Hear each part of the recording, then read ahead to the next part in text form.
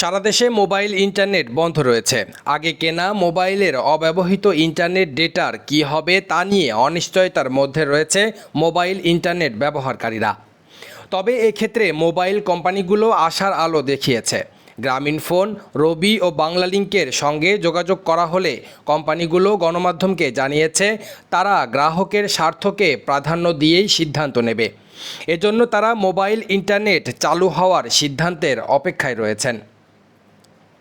গত 23 জুলাই রাত থেকে সীমিত পরিসরে ব্রডব্যান্ড ইন্টারনেট চালু হলেও মোবাইল ইন্টারনেটের বিষয়ে এখনও সরকারের পক্ষ থেকে কোনো সিদ্ধান্ত আসেনি।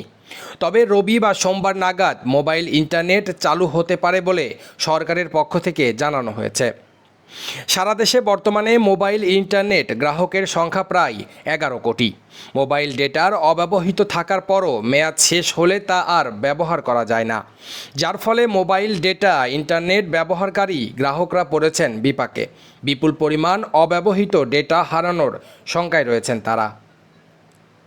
কোটাবিরোধী আন্দোলনকে কেন্দ্র করে গত 16 জুলাই সন্ধ্যা থেকে বিভিন্ন বিশ্ববিদ্যালয় এবং গুরুত্বপূর্ণ কলেজ এলাকায় মোবাইল ইন্টারনেটের 4G সেবা সীমিত করা হয়। পরদিন 17 জুলাই থেকে সারা দেশে বন্ধ করে দেওয়া হয় ইন্টারনেট সেবা। বাংলাদেশের টেলিযোগাযোগ নিয়ন্ত্রক সংস্থা বিটিআরসির নির্দেশে অপারেটররা এ পদক্ষেপ নেয়। সর্বশেষ খবর পেতে আমাদের নিউজ বাংলা ইউটিউব চ্যানেলটি সাবস্ক্রাইব করুন, ফলো করুন newsbangla.net ফেসবুক পেজটি এবং ভিজিট করুন newsbangla2563.blogspot.com ওয়েবসাইটটি।